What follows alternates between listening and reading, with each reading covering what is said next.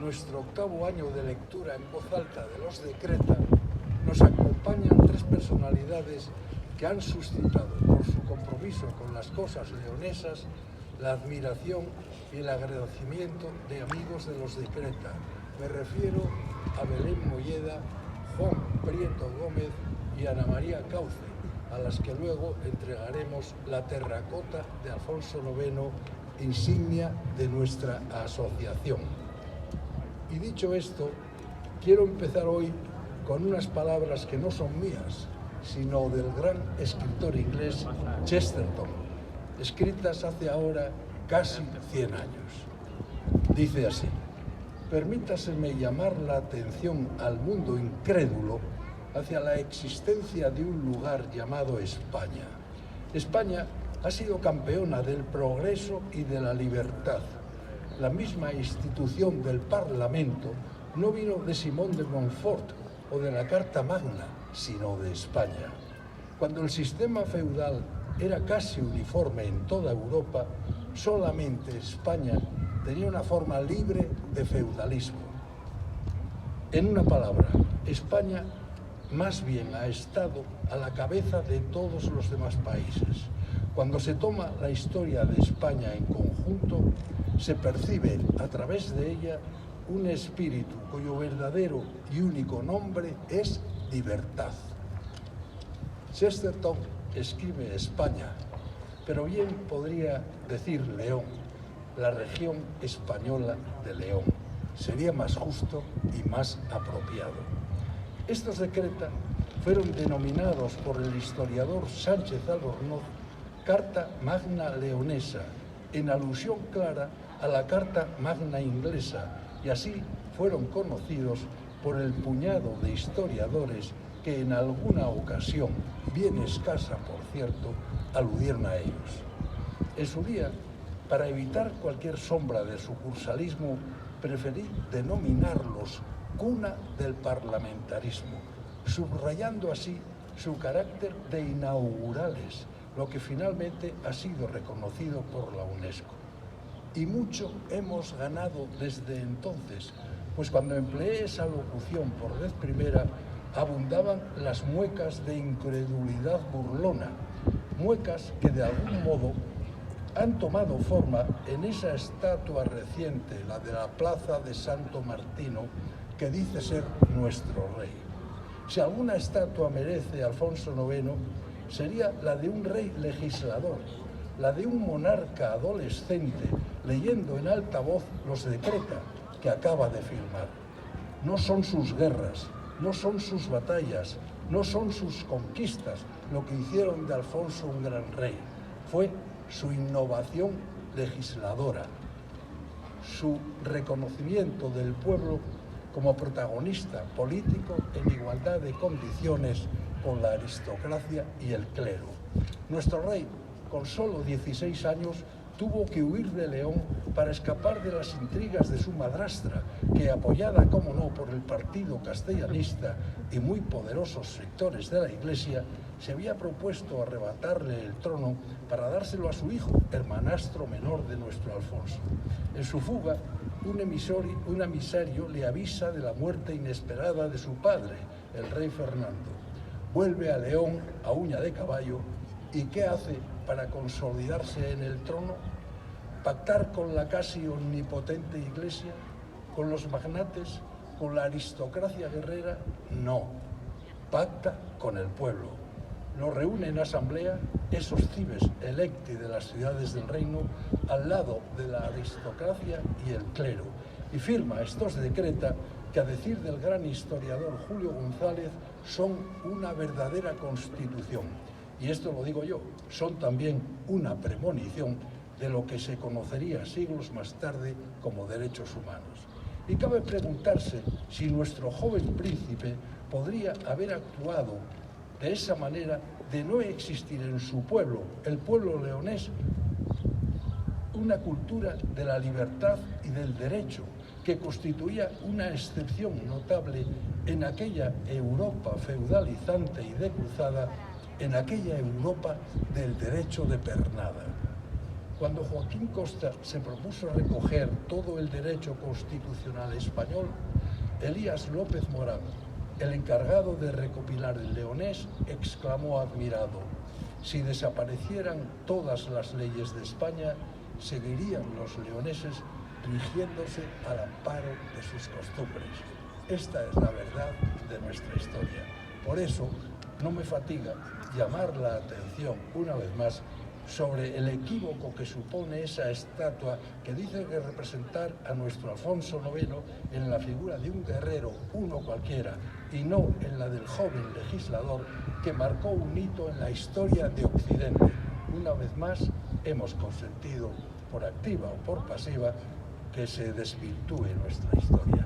Una estatua de nuestro niño rey leyendo los decreta sería probablemente única en el mundo, el icono de la democracia representativa.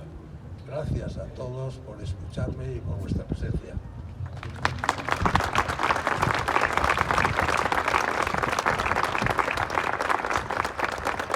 Los decretas comienzan con la proclamación de que el rey respetará la ley en su decreto primero.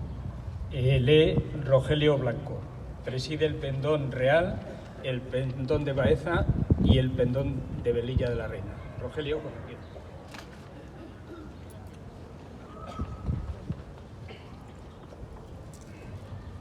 En el nombre de Dios, yo, Alfonso, rey de León y de Galicia, habiendo celebrado curia en León con el arzobispo y los obispos y los magnates de mi reino y con los ciudadanos elegidos de cada una de las ciudades, establecí y confirmé bajo juramento que respetaría las buenas costumbres que tienen todos los de mi reino, tanto clérigos como seglares, implantados por mis antecesores.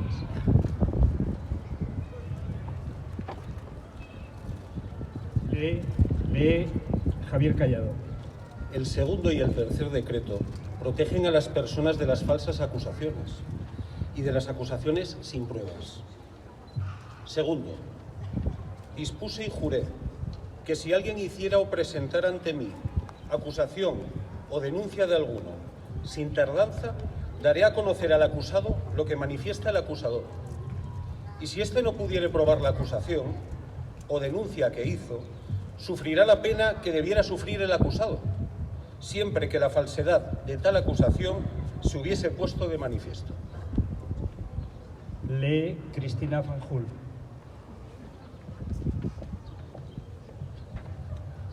Tercero, juré también que por la acusación que se me haga de alguien o por lo malo que se diga de él, nunca le causaré daño en su persona o bienes, hasta citarlo por documento formal para que responda ante la justicia en la forma que mi curia disponga. Lee José Antonio Reñones.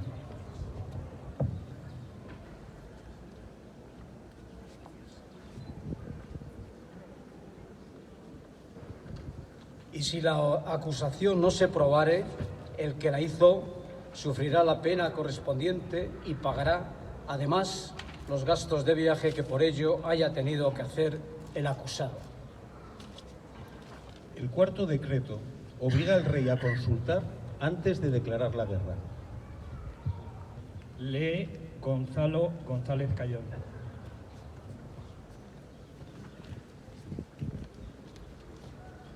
Prometí asimismo que no haré guerra ni paz, ni pacto, a no ser con el consejo de los obispos, nobles y hombres buenos, por cuyo consejo debo regirme.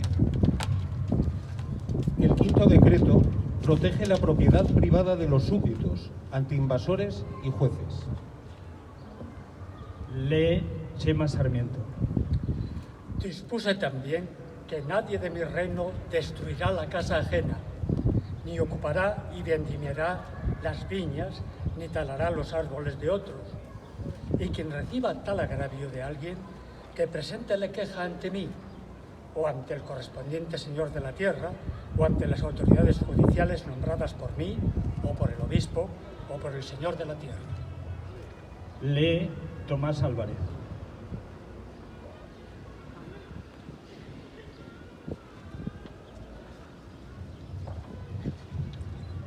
Si el que es objeto de querella quisiera presentar fiador o dar prendas de garantía de que actuará según el derecho conforme a su fuero, no sufrirá daño alguno, mas si no quisiere hacerlo, el señor de la tierra y la autoridad judicial le obligarán como es justo.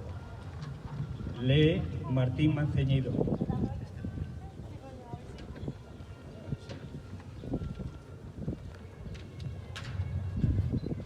Y si el señor de la tierra o la autoridad judicial no quisieren hacerlo, preséntenseme denuncia con el testimonio del obispo y de los hombres buenos, y yo haré justicia. El decreto sexto prohíbe los tumultos violentos y establece que las reclamaciones se harán solo ante la autoridad. Lee Teresa Fernández.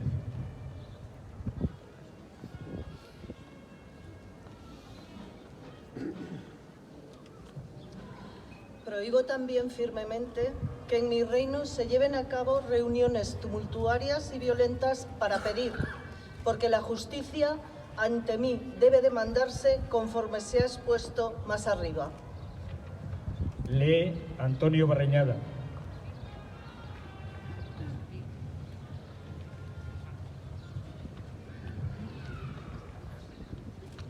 Y quien llevare a cabo reuniones de tal carácter será castigado con el pago del doble del daño que haya causado y perderá mi benevolencia y beneficio, así como las tierras, si de mi parte poseyera alguna.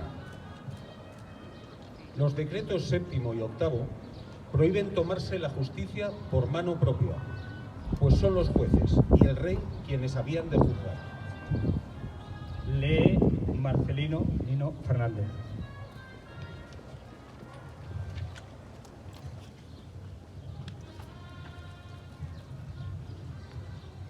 Dispuse también que nadie debe atreverse a ocupar violentamente lo que estuviere en posesión de otro, ya sea mueble o inmueble, y si esto hiciere, restituirá el doble al que sufrió tal violencia. Lee José Antonio Díez.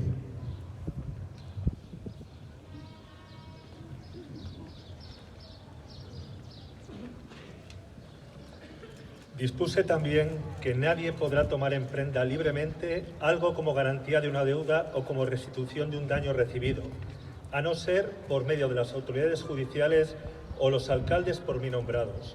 Y ellos y los señores de la tierra deben hacer cumplir fielmente este derecho en las ciudades y en los alfoces a quienes lo soliciten. Y si alguien tomara algo en prenda de tal forma, debe ser castigado como violento invasor. Lee Hermenegildo López.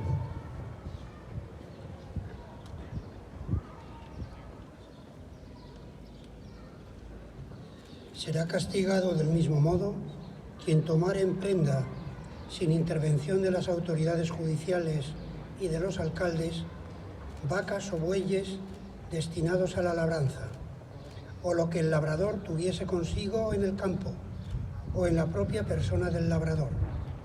Y si alguien se apoderase de las cosas como queda dicho, será castigado y además excomulgado. Lee Anthony Geist.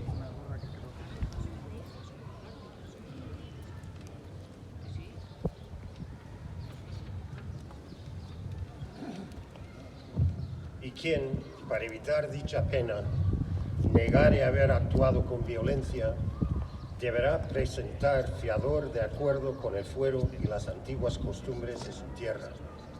Se indagará de inmediato si cometió violencia o no, y según los resultados de la investigación, quedará obligado a satisfacer, si procede, con la fianza dada.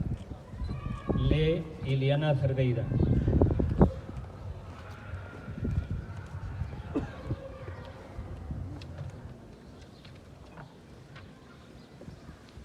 Los investigadores deben serlo por consentimiento acordado del acusador y de su acusado. Mas si estos no llegasen a un acuerdo, serán nombrados por los señores de la tierra. Lee Esther Seijas.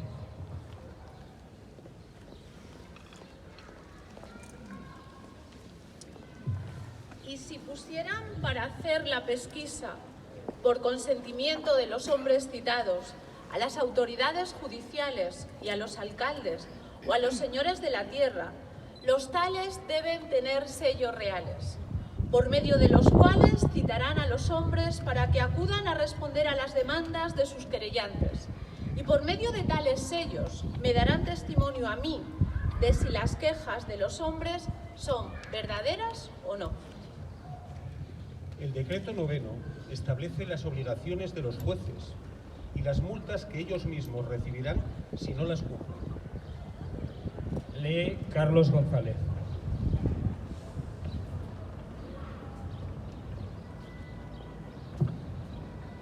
Decreté también que, si alguna de las autoridades judiciales denegase justicia al querellante o la demorase maliciosamente y no le reconociera su derecho dentro del tercer día, el demandante presentará testigos ante tales autoridades, por cuyo testimonio conste la verdad del hecho, y se obligue a tales autoridades a pagar al querellante el doble, tanto de su demanda cuanto de las costas. Lee Miguel Ángel Fernández.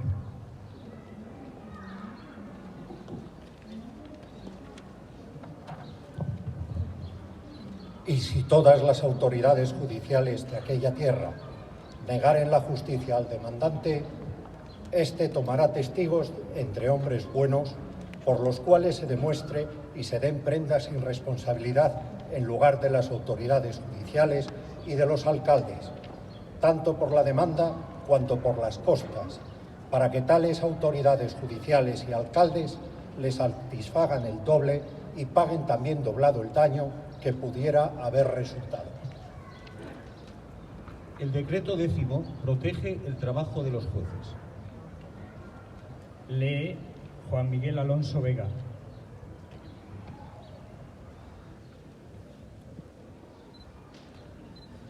Añadí que nadie impugnará a las autoridades judiciales ni les arrebatará las prendas, garantías de deuda o restitución del daño cuando no quisiere cumplir con la justicia, y si tal cosa hiciere, estará obligado a devolver el doble del daño, de la demanda y de las costas, y además pagará a las autoridades judiciales 60 sueldos. Lee Antonio Alonso Sánchez.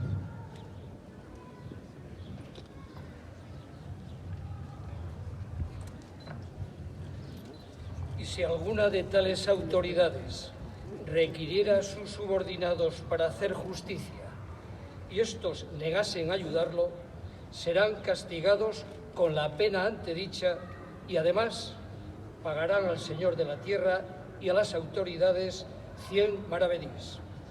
Lee Avelino Fierro.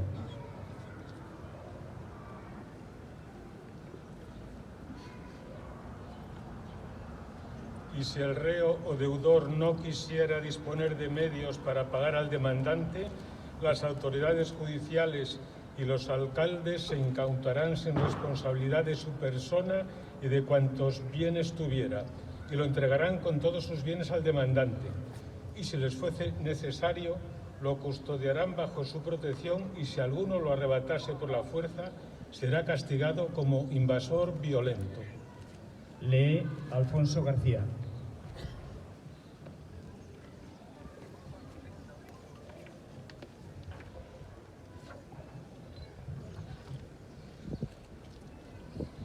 Y si alguna de las autoridades judiciales sufriera daño por ejercer la justicia, en el caso de que el causante no tuviera con qué pagarlo, todos los hombres de aquella tierra le reintegrarán lo preciso por el daño causado. Y si sucediese que por añadidura alguien matase a la autoridad judicial, será tenido por traidor y alevoso. El decreto 11 penaliza la rebeldía ante los jueces. Lee Julio Lago.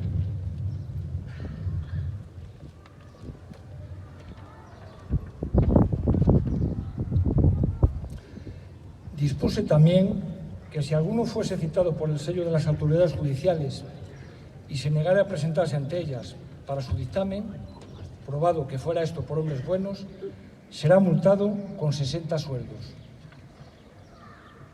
Lee Enrique Reguero.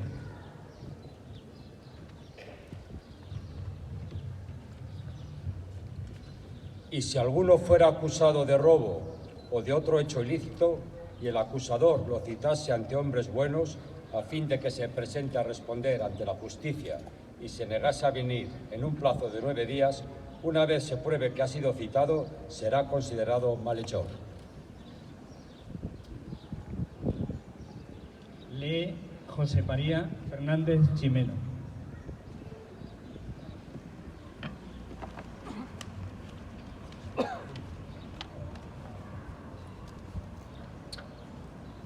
Y si fuera noble, heredará el rango de los 500 sueldos, y el que lo prendiere hará justicia de él sin responsabilidad alguna. Mas, en el caso de que el noble se enmendase y satisfaciera a todos los demandantes, recuperará su nobleza y volverá a poseer el rango de los 500 sueldos que tenía. El decreto 12º establece la inviolabilidad del domicilio. Lee Marta Prieto Sarro.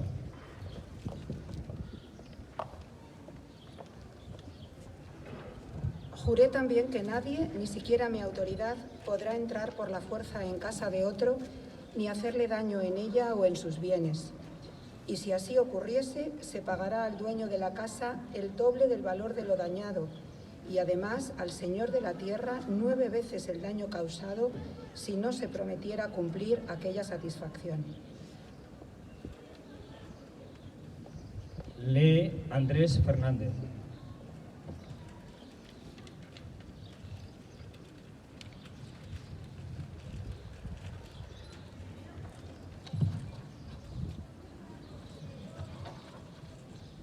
Y si acaso el dueño o la dueña o alguien de los que les ayudaren a defender su casa matase a alguno de los agresores, no serán castigados como homicidas, ni estarán obligados a responder por el daño causado. El decreto 13º establece la prohibición de forzar los acuerdos abusivamente. Lee Joasus González.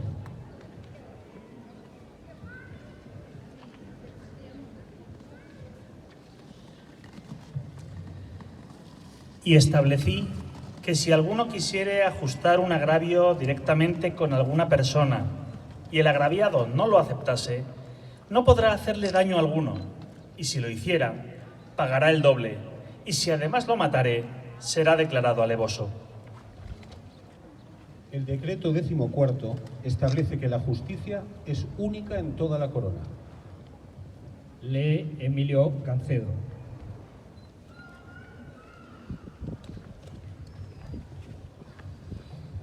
Dispuse también que si alguien se moviese de una ciudad a otra, o de una villa a otra, o de una tierra a otra, y alguno consello real viniere de las autoridades judiciales de una parte a las de la otra para que lo detengan, no deben dudar en detenerlo y hacer con él justicia sin dilación. Y si tales autoridades judiciales no hicieren tal cosa, deberán ser castigadas con la pena que debiera merecer el malhechor. El decreto 15º prohíbe las donaciones a la Iglesia, si esos bienes pagan impuestos al rey. Lee José Enrique Martínez.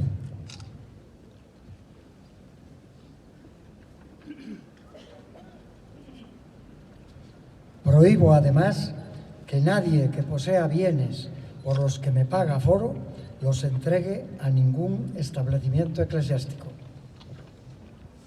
El decreto 16º establece el respeto a otras normas anteriores que entren en conflicto con los decreta de 1188.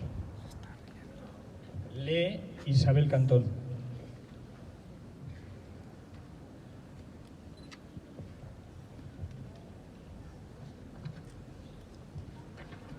Ordené también que nadie acuda a juicio, tanto a mi curia como a la jurisdicción de León, a no ser por las causas que determinen sus propios fueros. El decreto 17º y último obliga a todos los súbditos del reino de toda condición a cumplir los decreta de Alfonso IX. Lee Luis Fernando Esteban.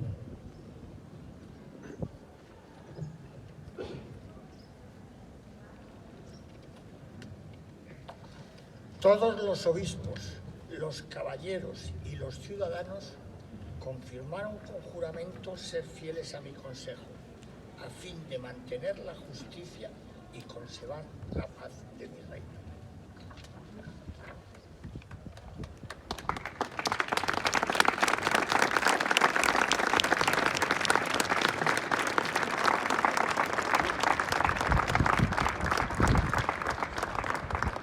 Muchas gracias. Habitualmente, desde el 2017, que fue la primera lectura pública que hicimos, se acababa el acto con el himno a León.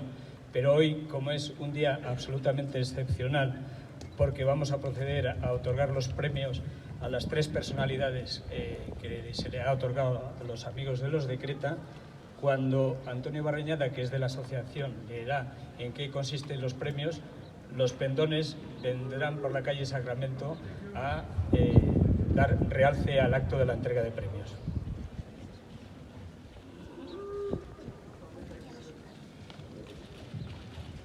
Este premio de la Asociación Amigos de los de Creta tiene un elemento distintivo para los galardonados, una pieza de terracota diseñada por la ceramista Marta Rivera, inspirada en el león medieval que aparece en un ejemplar numismático del tiempo de Alfonso IX, el monarca que en 1188, por primera vez en la historia, convocó a los ciudadanos a participar en su modelo de gobierno de reino. Los galardones de Amigos de los de Creta, creados para distinguir a personalidades que de distintos ámbitos apoyan a León, su historia y su desarrollo, se otorgaron por primera vez en el año 2022, distinguiendo a 3 personalidades: Hernani Díaz, presidente de la Cámara Municipal de Bragança; Julio Lagos Rodríguez, economista y docente; y Cristina Fanjul, profesional del periodismo comprometida con la cultura de León. La entrega se realizó entonces en la tierra leonesa de Zamora, de Puebla de Sanabria.